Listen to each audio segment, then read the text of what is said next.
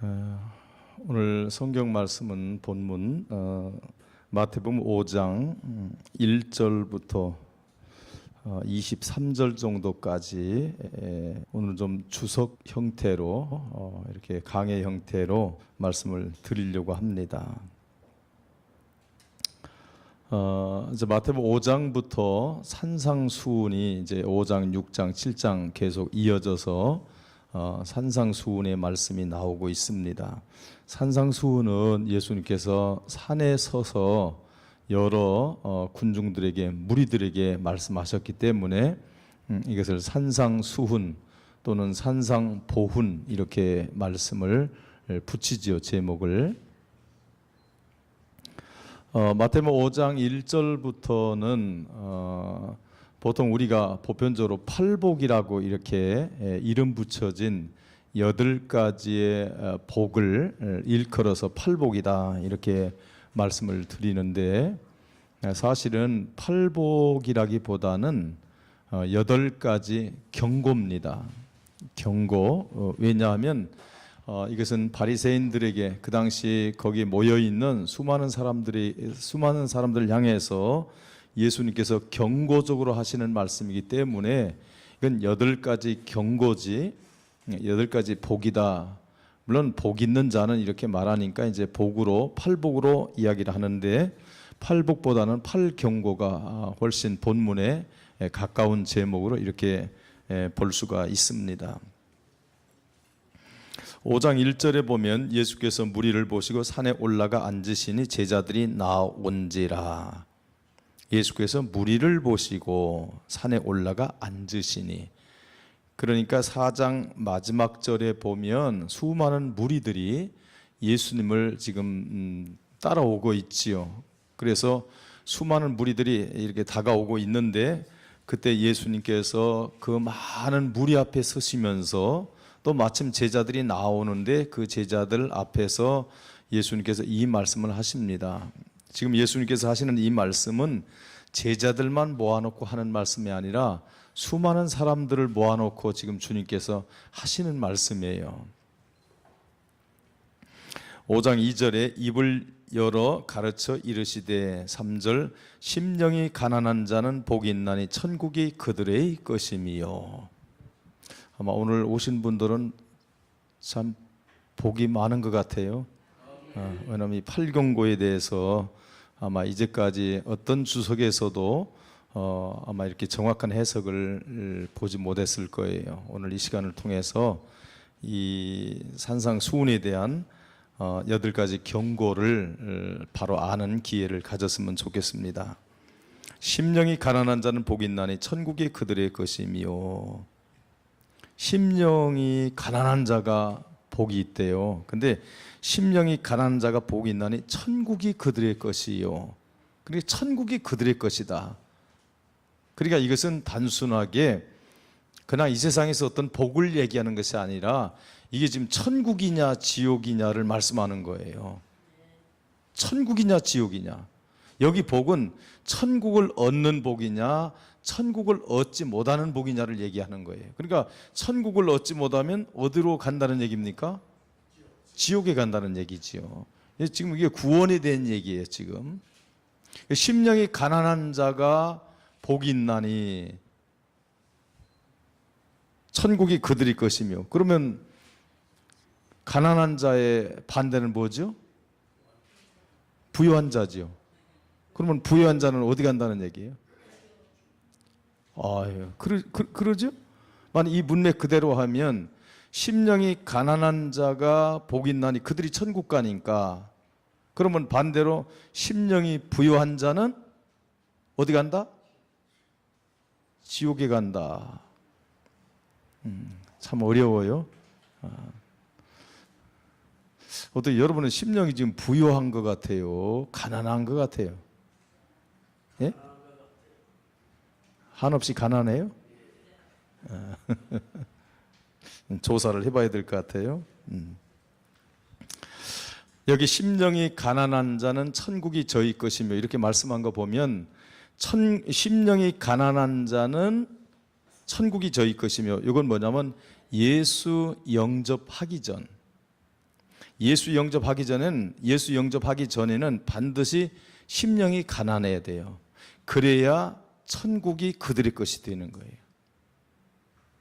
심령이 그럼 부요한 자는 천국이 저희 것이며, 자, 심령이 부요한 자도 천국에 이르르죠. 이거는 예수 영접 후를 말합니다. 정리가 좀 되는지 모르겠어요. 자, 심령이 가난한 자는 예수 영접 전입니다. 그러면 예수 영접하고 나면 심령이 어떻게 돼요? 부요하게 되죠. 이것은 구원받은 자를 말하죠.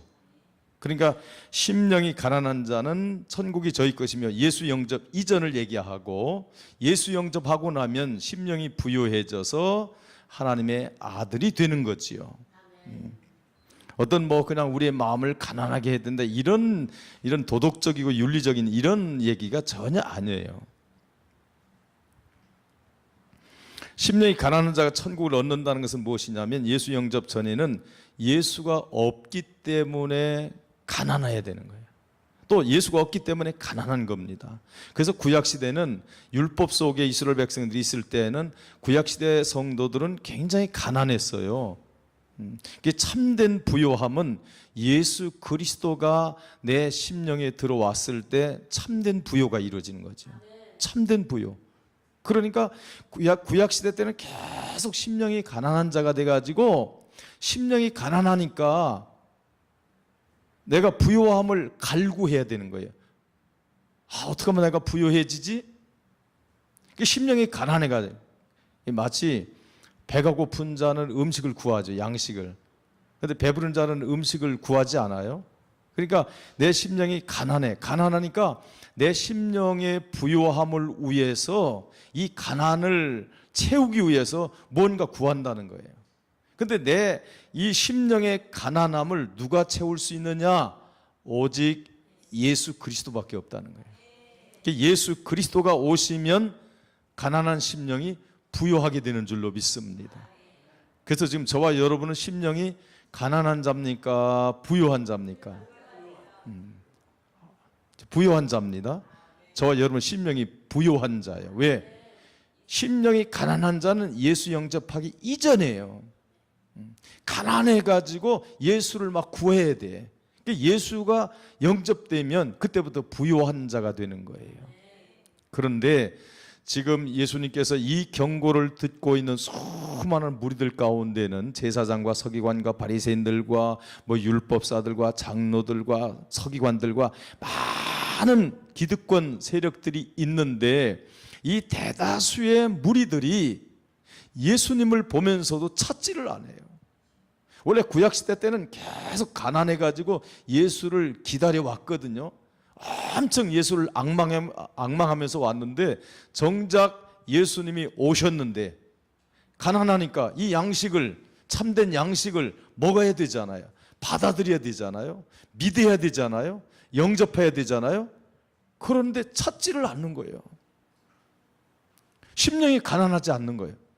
실제는 심령이 가난한 자가 되어야 되는데, 심령이 가난함에도 불구하고 이것을 못 깨닫고, 나는 배불러, 나는 부자야, 나는 가난하지 않아, 이렇게 생각하고 예수를 가난한 마음으로, 가난한 심령으로 예수를 찾아야 되는데 예수를 찾지 않는 거예요. 예수 영접하지 않는 거예요.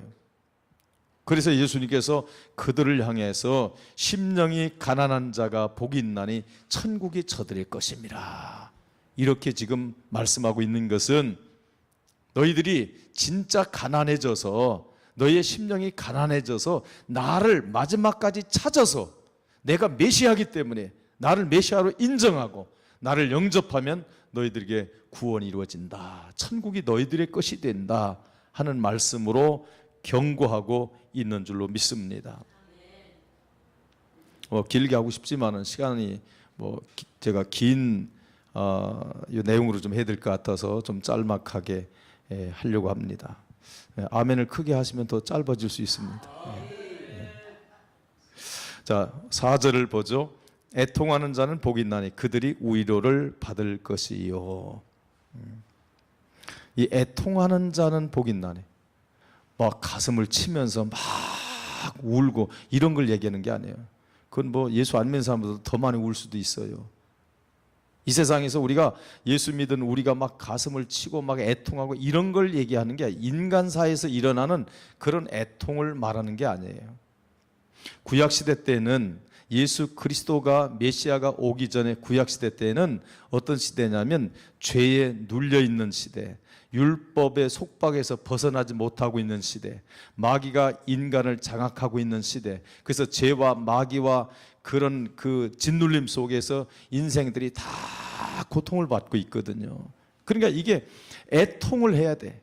그 애통이 뭐냐면 이 사망의 올무에서, 이 죄의 올무에서, 이 마귀의 올무에서 누가 나를 건져내야 됩니까? 나를 좀 건져주세요. 그러면 가슴을 치면서 막 건져줄 자를 찾는 거예요. 이게 뭐냐면 애통하는 자예요. 그러면 죄에서, 사망에서, 마귀에서 건져낼 자가 누구신가요? 오늘 답은요, 무조건 예수 그리스도입니다. 할렐루야. 예수 그리스도라고 답하면 거의 99% 100점이에요. 할렐루야. 그래서 이것도 예수 영접이에요. 그런데 지금 많은 사람들이 예수가 왔는데 지금 죄 가운데, 마귀 가운데, 사망 가운데 있으면서도 애통해 하질 않아. 이건 지금 전부 영적인 얘기예요. 애통해 해야 되는데 애통해 하질 않아. 여러분, 내가 깊은 수렁에 빠졌으면 막 소리를 질러서 나를 좀 건져주세요 하고 좀 건져줄 자를 찾아야 되잖아요. 부르짖어야 되잖아요. 그런데 애통하지 않는 거야. 긴 옷을 입고 높은 자리에 앉기를 원하고 맛있는 거 먹으면서 하는 부와 명예를 누리면서 이들이 살지, 지금 기득권 세력들 향해서 지금 경고를 날리는 겁니다. 너희들이 지금 애통해하지 않는다는 거야. 너희 심령으로 막 애통해하면서 이 올무에서, 이 구렁텅이에서 좀 예수님 건져주세요 하고 예수님을 찾아야 되는데 예수님을 찾지 않는다는 거예요. 위로는 뭐예요? 하나님의 아들이 된다는 거거든요. 위로는 하나님의 아들이 된다는 거예요. 그러니까 나를 애통하면서 나를 죄에서 건져달라고, 마귀에서 건져달라고 예수 그리스도께 요청하면 예수님께서 너희들을 건져서 위로해 줄 텐데, 하나님의 아들로, 하나님의 자녀로 위로해 줄 텐데 너희들이 지금 애통해 하지 않는다는 거예요. 경고지요. 나를 영접하지 않으면 너희들은 지옥이야. 하나님의 자녀가 될 수 없어. 천국에 갈 수 없어. 라는 경고예요. 이해가 되시나요? 5절을 봅니다. 온유한 자는 복이 있나니 그들이 땅을 기업으로 받을 것이미요. 근데 온유한 자가 구원을 받는다. 이 온유한 자, 온유한 자 그러니까 아마 그동안에 설교할 때 일반적 보편적 설교를 많이 했었을 거예요. 물론 우리가 폭넓게 적용할 수 있지요. 예수 믿는 사람이 당연히 온유해야 되지요. 주님도 온유했으니까. 그러나 오늘 이 8경고에서 얘기하는 이 온유는 어떤 인간성의 어떤 인격적인 온유를 말하지 않습니다. 만약에 그런 온유한 자가 땅을 기업으로 받을, 이게 땅의 기업은 천국을 말하는데 온유한 자가 천국을 받는다. 제가 보니까요, 예수 믿는 사람들이 더 고약하더라고. 성깔이 더 못돼 먹었더라고. 예수 안 믿는 사람들 중에서 온유한 자가 얼마나 많은지 몰라. 그냥 예수 믿는 사람들 그냥 만났다면 잘 싸워. 세상 사람들은 그냥 싸우고도 그냥 술 한잔 먹고 푸는데, 아이고, 우리 예수 믿는 사람들 한 번 원수 때문에 평생 왼수야. 예수 안 믿는 부부들처럼. 예수 안 믿는 부부들 원수가 누구냐니까 부부가 평생 왼수라고 그러더라고. 그런 온유를 말하지 않아요. 이 온유는 무엇을 말하냐면, 지금 거기에 모인 수많은 사람들이 지금 하는 얘기잖아요. 근데 예수를 보면 저들이 막 혈기가 일어나고 막 화가 막 치밀어지고 그냥 분노를 하고 혈기를 내면서 그냥 예수를 죽이려고 그래. 그리고 예수를 믿는 제자들 있죠. 예수님의 제자들이 다니면서 얘기합니다. 예수 믿으세요. 예수님이 하나님의 아들이십니다. 예수님이 메시아입니다. 그러잖아. 그러면 그 사람들이 누구를 잡아 죽이려고 그래요? 예수님의 제자들을 잡아 죽이려고 그래. 온유하지 않아. 그냥 얼마나 혈기가 많은지 몰라. 그냥 예수를 잡아 죽일 듯이 지금 두 눈을 부릅뜨고 지금 거기 모여있는 수많은 사람들 가운데서도요, 어떻게 하면 예수 앞에 올무를 둬가지고 예수를 죽일 지금 궁리만 하면서 그냥 화가 그냥 머리끝까지 치밀어 있다니까. 그들을 향해서 경고하는 거예요. 온유해야 된다. 온유가 뭐예요? 예수께 안내하는 자들에게 화를 내지 말고, 또 예수님께 화를 내지 말고 혈기를 내지 말고, 예, 맞습니다. 예수님은 우리의 구세주가 되십니다. 예수님은 우리의 메시아가 되십니다. 저희들도 예수를 믿겠습니다 하고 환영하면서 예수님께 와야 되는데, 혈기를 내고 막 분노를 내고 막 그래요. 온유하지 않아. 그러니 천국을 얻을 수가 없는 거죠. 지금 구원에 대해서 얘기하는 거예요. 그러니 온유해라 그 말이에요. 화내지 말고, 지금 분노 혈기 내지 말고, 지금 내가 메시아니까 내 말을 듣고 나를 메시아로 영접하면 너희들이 땅을 기업을, 이 땅을 얘기하는 게 아니에요. 천국을 얘기하는 거예요. 비유적인 말, 땅의 기업은 천국을 얘기하는 겁니다. 할렐루야. 6절을 봅니다. 의에 줄이고 목마른 자는 복이 있나니 그들이 배부를 것이며. 의에 줄이고 목마른 자는 그들이 배부를 것이며. 배부름은 구원을 얘기합니다. 배부름은 구원을 얘기해요. 그러니까 의에 줄이고 목마른 자는, 이게 뭐냐면 구약시대 때는 의에 줄이고 목마른 시대예요. 여러분, 의라고 하는 것은 예수 그리스도가 의입니다. 그리고 예수 그리스도가 십자가에서 흘리신 그 보혈의 피가 의예요. 의는 다른 말로 거룩입니다. 여러분, 죄의 반대는 의예요. 죄인의 반대는 의인입니다. 죄인은 죄를 가지고 있는 자가 죄인이에요. 죄가 씻음 받는 것은 뭐로만 가능할까요? 죄가 씻음 받는 길, 이거 잘 알으셔야 돼요. 이거 모르는 분이 굉장히 많더라고. 여러분도 알겠지만 다른 동네 가니까요, 이거 죄가 씻는 게 그냥 양의 피로도 가능하대.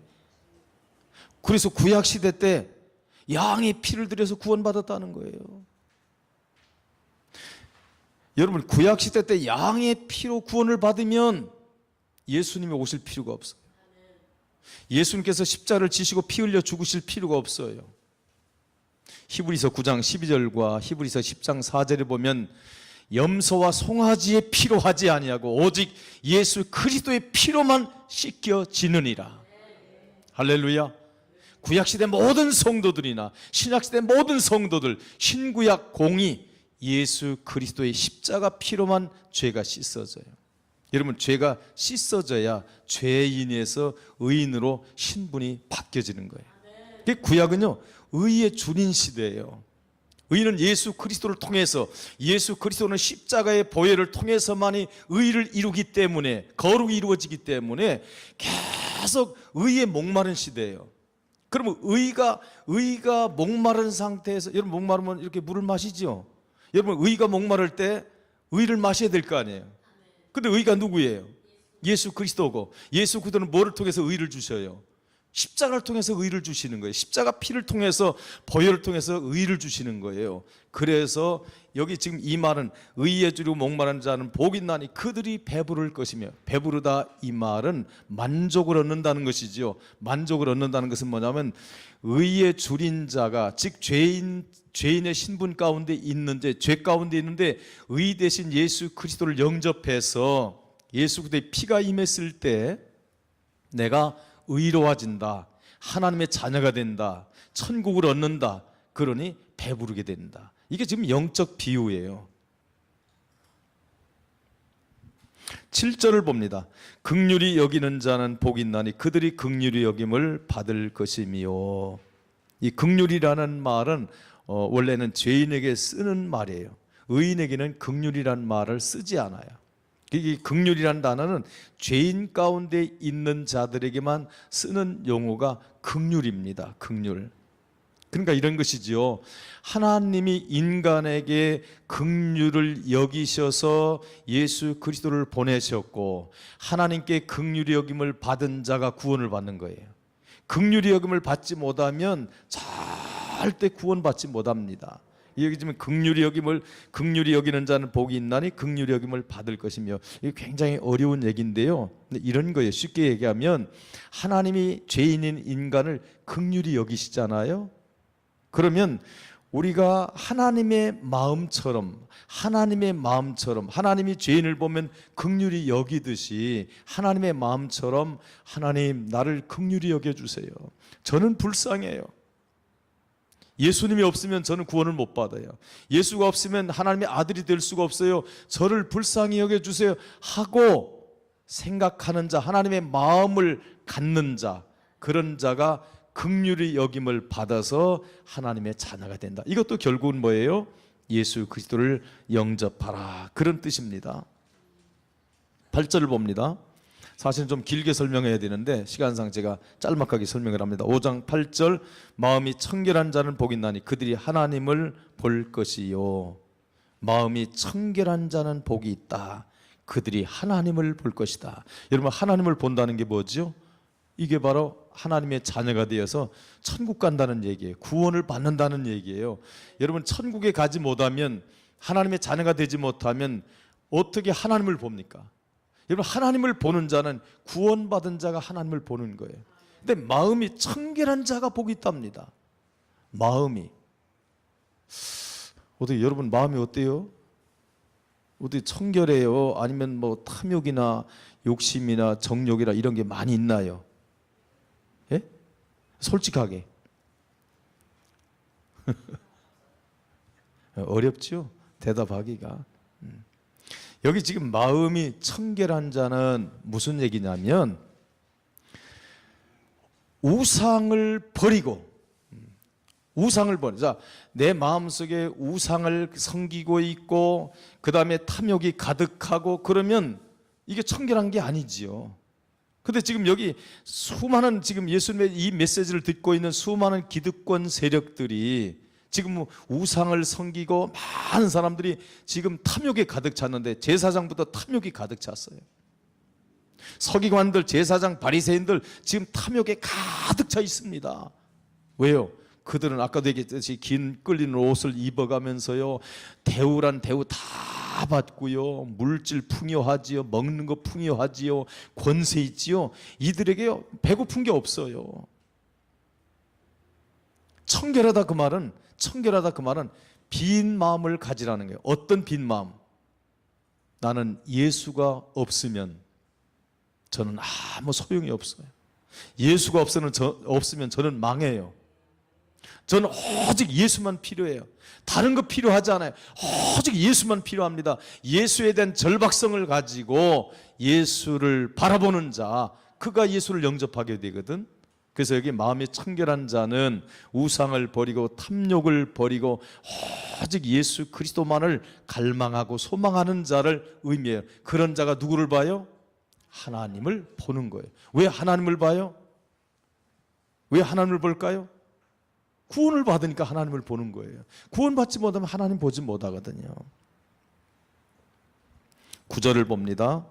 화평케 하는 자는 복이 있나니 그들이 하나님의 아들이라 일컬음을 받을 것이며. 지금 계속 천국 얘기가 나오죠. 계속 하나님을 본다는 얘기가 나오죠. 하나님의 아들이라 일컬음을 받는다는 얘기 나오죠. 전부 구원과 직결되는 문제들이에요. 이게 화평케 하는 자는 복이 있나니 그들이 하나님의 아들이라 일컬음. 이건 뭐예요? 하나님 자녀가 된다는 거예요. 구원받아서 하나님의 자녀가 된다. 누가 화평케 하는 자는, 이거 지금 구원받은 사람들에게 하는 얘기가 아니에요. 아까도 얘기했지만 그렇게 말하면 예수 믿는 사람들이 제일 많이 싸우더라고. 그 화평이 없어. 그러면 하나님의 아들이라 일컬음을 못 받네? 아니면 구원을 잃어버리겠네요? 그런 이야기가 아니에요. 여러분, 제사장, 서기관, 바리새인들, 유대인들에게는 하나님께서 특별히 어떤 직책을 주었느냐면 선생에 주었어요. 이 선생은 뭐냐면 율법을 가리키는 선생. 율법을 줬거든. 율법을 줘가지고 이 율법을 잘 배우라. 그래서 하나님이 율법을 제사를 통해서, 선자를 통해서 이 율법을 이스라엘 백성들이 가르쳐요. 가르치는 목적은 이 율법을 잘 배워가지고 이방 민족들에게 이 율법을 가르치라는 거예요.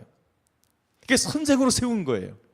그럼 율법을 가르치면 그 율법의 목적이 뭐냐? 갈라디아서 3장 23절에 보면 율법은 초등교사라 그랬어요. 예수 그리스도께로 인도하는 초등교사. 이게 율법의 목적이에요. 이게 율법의 역할이에요. 그러면 이방인들에게 율법을 잘 가르치면 누구를 영접하게 되지요? 그렇습니다. 예수 그리스도를 영접하게 되는 거예요. 그래서 원수된 이방인들과 유대인들과 화평할 뿐만 아니라 이방인들과 하나님과 원수된 사이를 화평케 해주는 거예요. 그 화평케 하는 직책을 유대인들에게 준 겁니다. 그리고 그들에게 율법을 준 거예요. 그 율법을 잘 배워서 이걸 이방인들에게 가르쳐서 선생이 돼가지고 너희들이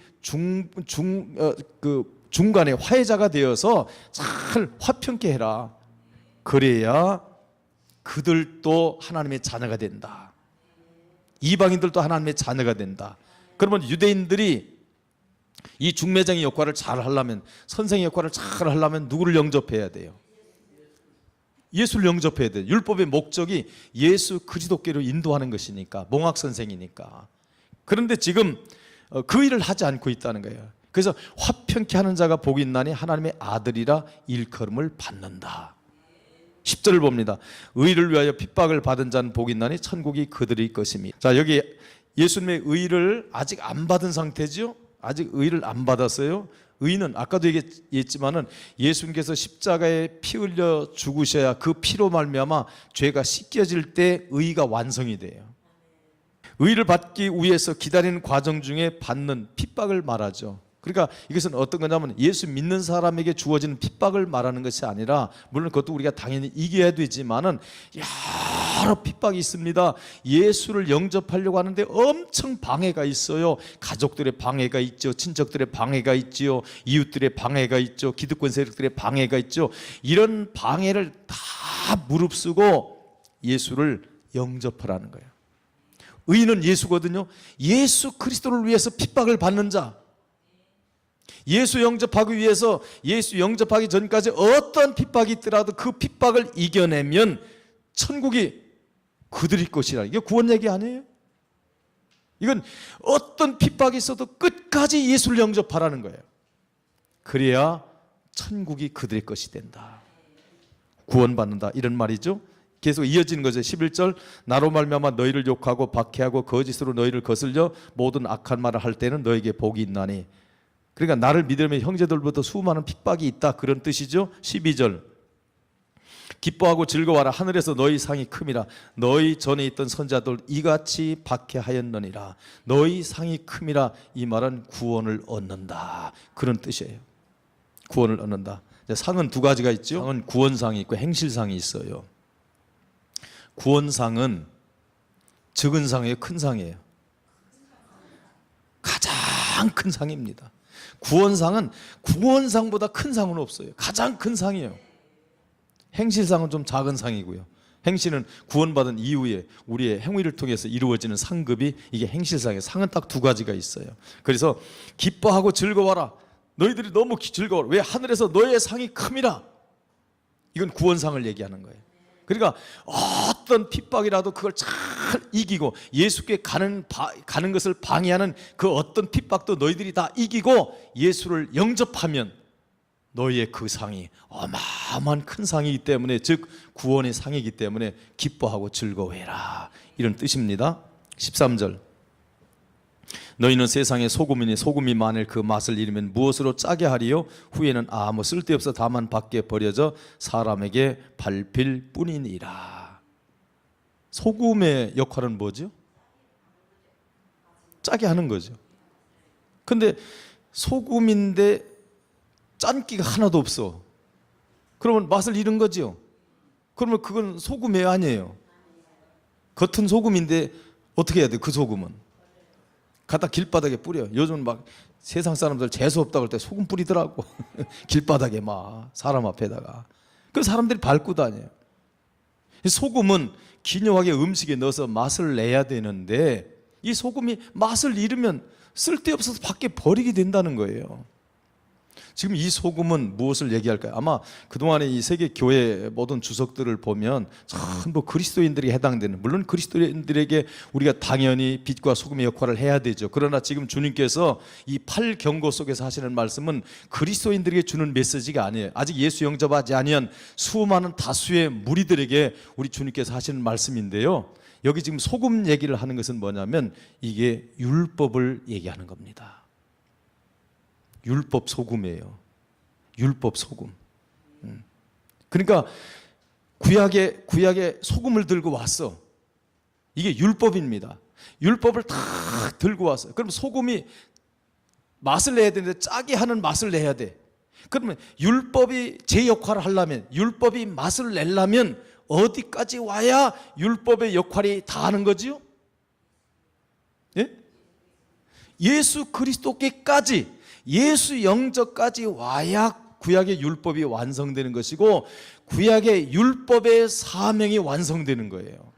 지금 5장 1절 이 8경고는 산상수훈요, 계속 핵심 복음이, 핵심적 목적이 뭐냐면 예수 영접의 목적을 가지고 우리 주님께서 하신 말씀이기 때문에 여기 지금 느닷없이 소금 얘기하니까 무슨 예수 믿는 사람에게 소금 역할이라, 물론 당연히 우리가 그런 역할을, 사명을 감당해야 되지만은 지금 이 8경고에서 얘기하는 것은 그런 소금이 아니에요. 이건 율법 소금을 얘기하는 거예요. 율법을 얘기하는 겁니다. 여기 말하는 소금은 다른 말로 율법이에요.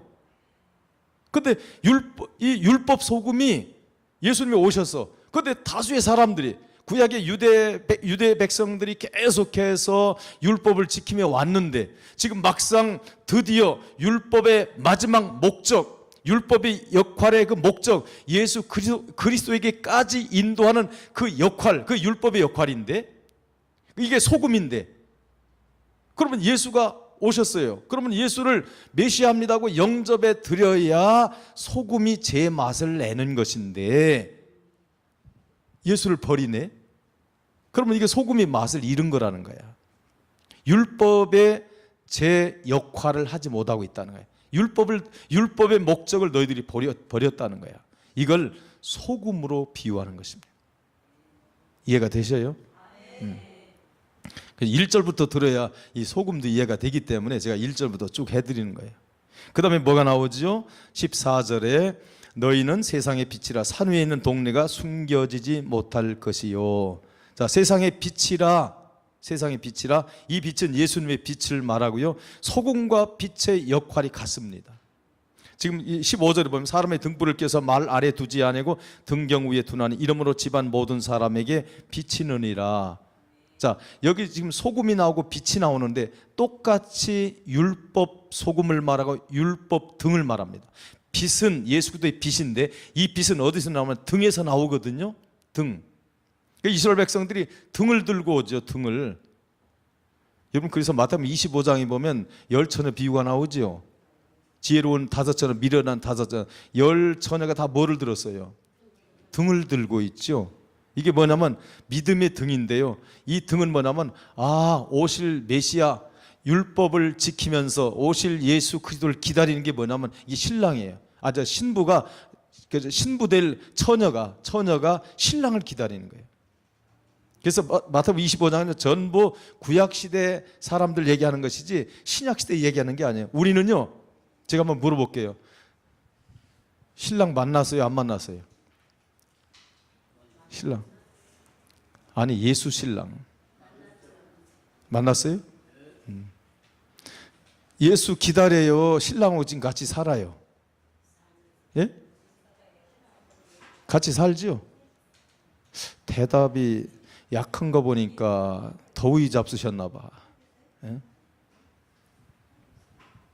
예수 신랑을 기다리는 시대예요. 예수 신랑을. 그래서 구약 시대는 예수 신랑을 기다리고 우리는 예수 신랑과 혼인해서 지금 예수와 함께 살고 있고, 할렐루야.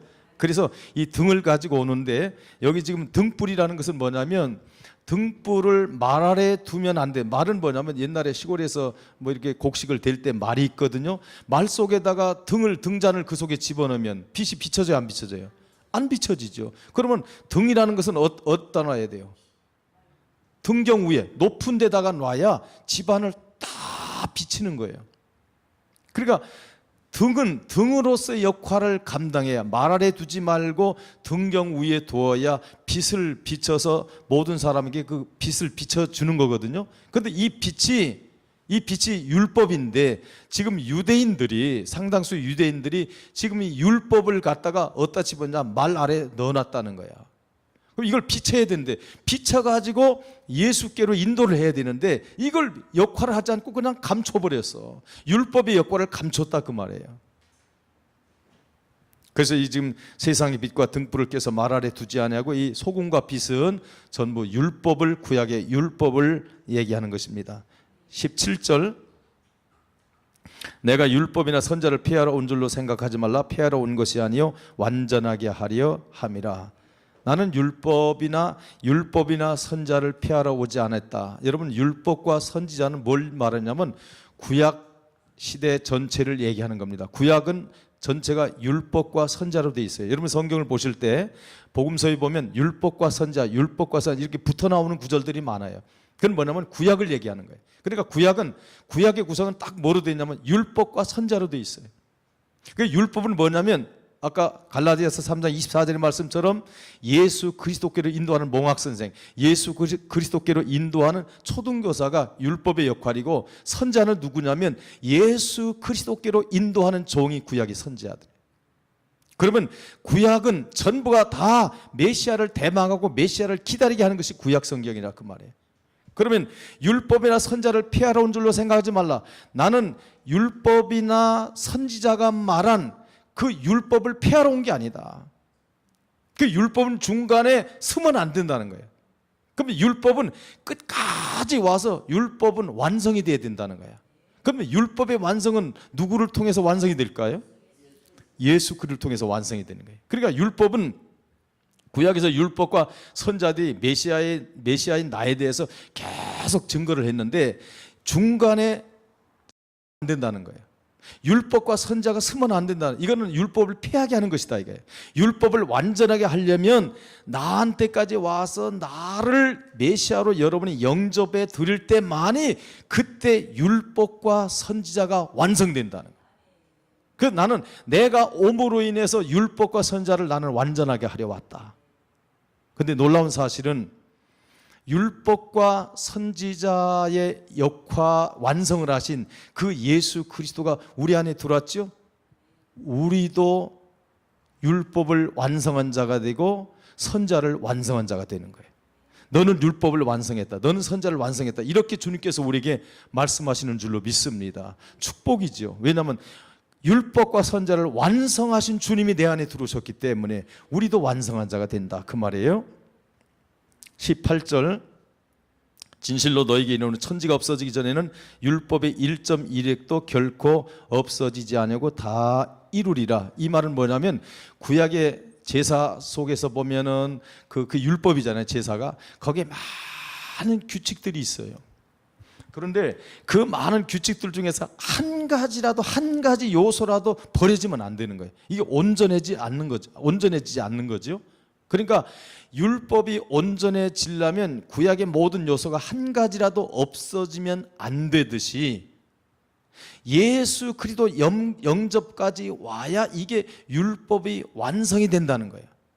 만약에 어떤 한 요소라도 빠지게 되면 이거는 천지가 없어져도, 쉽게 말하면 이러네, 천지가 없어져도 예수 영접이라는 이 율법의 완성은 없어지지 않는다는 거예요. 할렐루야. 지금 간단히 얘기하면 그 얘기입니다.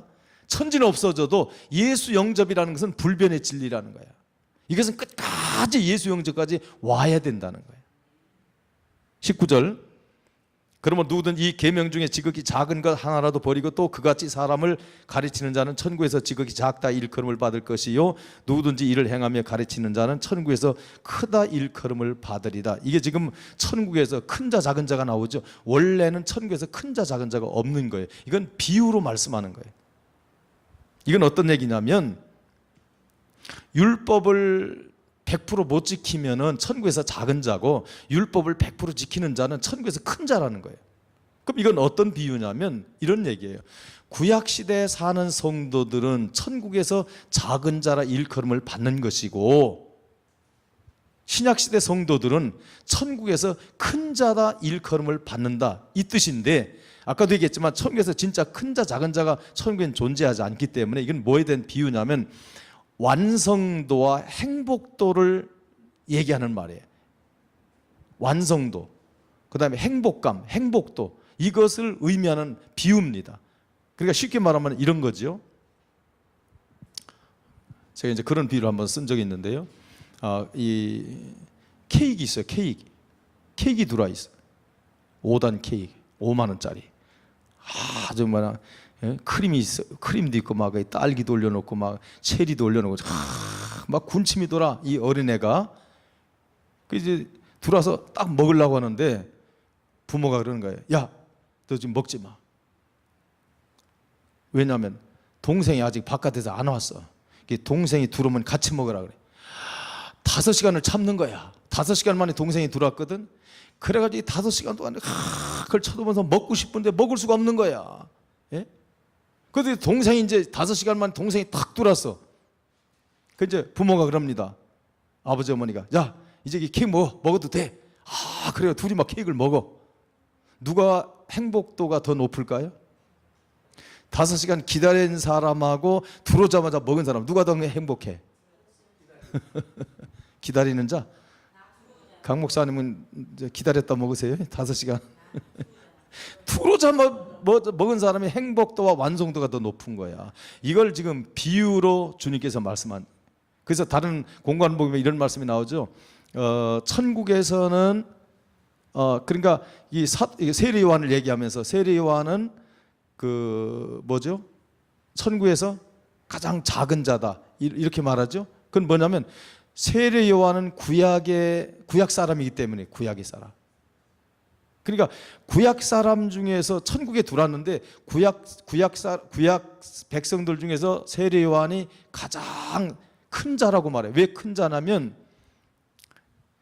구약의 모든 선지자들이 예수를 못 봤는데 세례 요한은 마지막 선지자로서 예수를 직접 대면해 보셨어. 그래서 큰 자라고 말해. 영광스러움을 얘기해. 그런데 신약시대 성도들의 비유하면 작다는 거야. 천국에서. 이게 이제 같은 의미인데요. 시간이 쫄려서 하려니까 이게 충분히 설명을, 이게 원래 하루 종일 해야 되는 거예요. 하루 종일 제대로 하려면. 그냥 뒤에서 또 출연할 분이 대기하고 있으니까 막 마음이 급하네. 제대로 설명이 되는지 모르겠네. 내가 이렇게 원래 말을 좀 버벅거리지 않는데 오늘따라 버벅거리네 그냥. 지금 간단하게 하는 거예요. 19절에 누구든지 일을 행하며 가르치는 자는, 그러니까 구약 백성은 작고 신약 백성은 크다. 왜 이렇게 표현을 하냐? 이것은 예수 영접이 얼마나 위대한지를 나타내주기 위함이고요. 그것을 강조하기 위한 표현 방법으로서 이건 비유입니다. 사실은 구약 백성이냐 신약 백성이냐 크기는 똑같아요. 율법을 완성하신 분이 내 안에 계시니까 우리가 율법을 완성한 자가 되는 줄로 믿습니다. 5장 20절에 내가 너희에게 이르노니 너희 의가 서기관과 바리새인보다 더 낫지 못하면 결단코 천국에 들어가지 못하리라. 오늘날 율법적 행위 구원론에 상당히 많이 악용되는 구절이 이 구절이에요. 내가 너희에게 이르노니 너희 의가 서기관과 바리새인들보다 더 낫지 않으면 결단코 천국을 들어가지 못한다. 지금 이렇게 얘기하거든요. 이거는 성경 해석을 오해해서 생긴 부분이에요. 이 의는 아까도 얘기했지만 이 의는 서기관과 바리새인들의 의는 뭐냐면 인간이 이루는 의를 말합니다. 인간이 이루는 의. 그러니까 이런 거죠. 예수 그리스도 없이 인간의 행위, 열심히 제사 드리고 막 이 율법을 지키고 열심히 그러면 구원받는다라고 하는, 천국에 들어갈 수 있다라고 하는 그런 자기 의예요. 예수님은 서기관과 바리새인들의 의를 자기 의다, 인간의 의라고 말합니다. 그런데 이들의 의보다 더 낫지 아니하면 이건 뭘까요? 의는 누구를 통해서 이루어지죠? 예수 그리스도를 통해서 이루어지죠. 예수 그리스도를 영접하면 의 대신 주님이 내 안에 들어와서 지금 너희들의 서기관과 바리새인들이 지금 지키는 사람의 의보다 훨씬 낫다. 월등히 낫다. 뭐가? 의가. 무슨 의가? 그게 예수 영접하는 의를 말하는 거예요. 이해가 되시죠? 간단히 얘기하면 예수 영접하라는 거예요. 예수 영접해야 절대 않고 천국에 들어간다. 사람이 지금 서기관과 바리새인들 너희들이 이루는 의 가지고는 천국에 못 들어간다. 그 의보다 더 나아야 된다. 그 나은 의는 예수 영접이다. 나를 영접해야 내가 예수 그리스도 십자가 피로 너희들의 죄를 씻어서 너희를 의인으로 만들 것이다. 이것도 예수 영접이에요. 이 수많은 목사님들이 이 행위 구원론을 주장하는 사람들이 이 구절을 악용하고 오해해가지고 오석해가지고 문제가 많이 일어나요. 자, 5장 21절 제가 산상수훈 가운데서 좀 어려운 부분만 지금 하고 있는데요. 거의 다 끝나갑니다. 21절 옛사람에게 말한 바 살인하지 말라. 누구든지 살인하면 심판을 받게 되리라 하였는 것을 너희가 들었으나, 옛사람에게 말한 바, 이것은 돌판을 이제 받은 모세를 말하죠. 22절 나는 너에게 이르는 형제에게 노하는 자마다 심판을 받게 되고 형제를 대하여 라갈하는 자는 공에 잡혀가게 되고 미련한 놈이라 하는 자는 지옥불에 들어가게 되리라. 이런 말이죠. 자, 구약의 율법에서는 어떤 죄가 가장 큰 죄로 각인이 되느냐면 이스라엘 백성들에게 살인죄와 나중에 간음죄가 나오거든요. 살인죄와 간음죄를 이스라엘 백성들이 가장 크게 얘기했어요. 왜냐하면 살인죄와 간음죄를 진 사람은 그냥 돌을 들어서 그냥 죽여야 돼. 왜? 너무 큰 죄로 생각을 하니까. 근데 지금 21절에서 옛사람에게 말한 바 살인하지 말라. 누구든지 살인하면 심판을 받게 되리라. 자, 살인하면, 사람을 죽이면 심판을 받게 되리라. 이 심판은 지옥 가는 심판을 말하지 않습니다. 21절은. 자, 22절에 나는 너에게 이르는 형제에게 노하는 자마다 심판을 받게 되고 형제에 대하여 라가라 하는 자는 공에 잡혀가고 미련한 놈이라 하는 자는 지옥불에 들어가리라. 자, 21절에 죄와 22절의 죄를 비교하고 있는데요. 21절의 죄는 살인죄를 지금 말하고 있어요. 심판을 받습니다. 그런데 22절에서는 어떤 죄냐면 미련한 놈이다. 라가. 이거는 아유 머리가 그냥 멍청한 놈이네. 머리가 그냥 텅 빈 이 멍청한 놈아. 이 멍청아. 쉬운 말 말해. 이 멍청아. 이런 말이에요. 이게 라가라는 욕이에요. 야, 이 멍청한 놈아. 이게 라가거든. 자, 한번 제가 물어볼게요. 사람을 죽인 살인죄하고 야, 이 미련한 놈아, 누구에게? 형제에게 이 미련한 놈아, 이 멍청한 놈아 한 죄고 어떤 죄가 더 클까요? 보편적으로 살인죄가 훨씬 크죠? 그런데 지금 뭐라고 말하냐면 살인죄를 진 사람은 지금 심판을 받는데 이 심판은 지옥 가는 심판이 아니고 21절은 22절에서 이 멍청한 놈아 형제에게 이렇게 말했더니 이 사람은 어딜 가? 지옥불에 들어간다는 거야. 그럼 어떤 죄가 더 크다는 거예요? 이 미련한 놈아 라가라고 라가라 이 멍청한 놈아 이 멍청이 이렇게 말하는 죄가 훨씬 크다는 거예요. 왜? 그 죄가 지옥 가니까. 이건 지금 뭘 얘기하냐면 여기서 말하는 형제는 예수 믿는 사람끼리를 말하는 게 아니에요. 우리가 성경을 해석할 때 이 히브리서 같은 데 보면 형제라는 단어가 많이 나오는데 이것은 유대인들 같은 유대인이기 때문에 형제라는 용어를 쓰는데요. 예수 믿는 부류, 예수 안 믿는 부류가 있죠. 같은 형제라고 표현을 합니다. 이 형제를 예수 믿는 사람으로 구별하면 큰일 나. 만약에 예수 믿는 사람으로 해석을 해버리면 저와 여러분이 다 지옥 가. 왜? 미련한 놈. 아니 그보다 더 했어. 우리는 엄청 저주를 했어. 솔직히 했어요? 안 했어요? 했죠. 구원받은 이후 했죠. 이 미련한 놈, 이 멍청한 놈 했어요. 아이고 그 이상을 했어. 그럼 다 지옥 가게? 그런 게 아니에요. 이것은 이런 말이에요. 형제란 용어는 아까 제가 설명했듯이 예수 안 믿는 너희들이 지금 사람을 죽인 살인죄가 가장 큰 죄라고 생각하는데 설령 그 죄를 져도 지옥 가지는 않는다.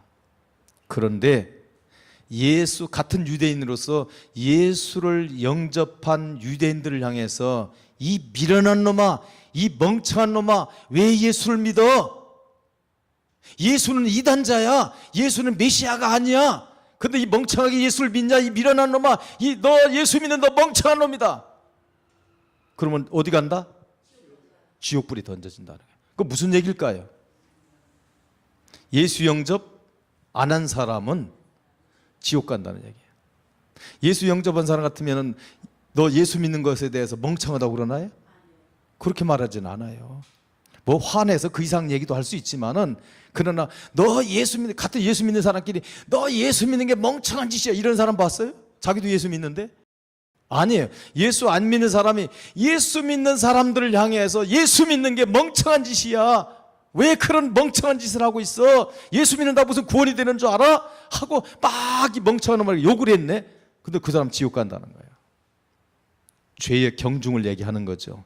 어떤 죄가 더 크냐는 거예요. 너희들이 생각할 때는 살인죄, 간음죄가 크다라고 생각하는데 진짜 큰 죄는 어떤 죄냐? 예수 그리스도를 너희의 구세주로 영접하지 않는 죄가 가장 큰 죄다. 왜? 그 죄는 지옥불에 던져지는 죄이기 때문에. 이걸 지금 22절에서 말씀하고 있어요. 자, 23절 저희 거의 끝납니다. 그러므로 예물을 제단에 드리려다가 거기서 내 형제에게 원망들을 만한 일이 있는 것이 생각나거든 예물을 제단 앞에 두고 먼저 가서 형제와 화목하고 그 후에 와서 예물을 드려라. 예물을 제단에 드리다가 내 형제에게 원망들을 만한, 자 여기 형제 이해를 하죠? 같은 유대인이기 때문에 형제라는 용어를 쓰는 거예요. 그러니까 이런 거예요. 유대인들이 가서 제사를 드립니다. 예물을 드리죠. 계속 양을 잡아서 제사를 드려요. 그런데 제사를 드리기 전에 뭔 일이 있으면 예수 믿는 사람들을 막 미련한 놈, 멍청한 놈 욕하고 막 그래서, 그럼 욕하면 예수 믿는 사람으로 하여금 원망 들을 일이에요, 아니에요? 예? 원망 받아요, 안 받아요? 받지요. 예수 믿는 사람이 너 예수 믿는 거 멍청한 짓이야 이렇게 말할 때, 참 너도 예수 영접해야 구원을 받는데 네가 영적 세계를 몰라서 예수가 누군지를 몰라서 이렇게 나를 욕하고 나를 핍박하는구나 하고 원망을 받아. 그러니까 그런 일을 한 일이 있거든. 제사를 드리기 전에, 양을 잡아서 하나님 앞에 제물로 제사를 드리기 전에 먼저 가서 화해하라는 거야. 형제랑. 그 형제는 어떤 형제일까요? 이제 답이 나올 때가 됐는데, 예수 영접한 형제 미련한 놈이라고 막 비판했던 거 있죠? 가서 이렇게 화해하라는 거야. 여봐, 내가 미안하네. 내가 말이야 예수 믿는 게 그렇게 미련한 놈이라고 내가 욕하고 당신을 비판했는데, 생각해 보니까 그 예수 영접해야 내가 구원을 받는데 내가 그걸 몰랐어. 미안해. 아까 미련한 놈이라고 한 거 용서해줘. 미안해. 그러고 와서 예물을 드리라는, 그 말은 뭐냐면 예수 영접이 된다는 거야. 그래야 그 제사를 받는다는 거야. 할렐루야. 이제 54절까지 지금 24절까지 지금 그 얘기입니다. 예물을 제단 앞에 두고 먼저 가서 형제와 화목하고 그 위에 와서 예물을 드리라. 그러니까 예수 믿는 사람을 욕하고 비판한 죄를 가서 화해하고 미안하다고 말할 땐 뭐예요? 나도 예수 믿겠다는 것이거든. 그래, 네가 맞았어. 네가 예수 믿은 게 맞았어. 내가 욕한 게 내가 미련했어. 미안해. 나도 예수 영접할게. 나도 믿을게. 그리고 와서 예물을 드리면 하나님 받으신다는 거예요. 오늘 여기까지 제가 말씀을 드리는데 아마 이 해석은 쉽게 들을 수 있는 해석이 아니에요. 그래서 사실은 이걸 어떻게 그러면 우리 그리스도인들이 적용해야 되는 부분, 다음 기회에 있으면 그 부분을 다시 말씀을 드리도록 하겠습니다. 기도하십시오.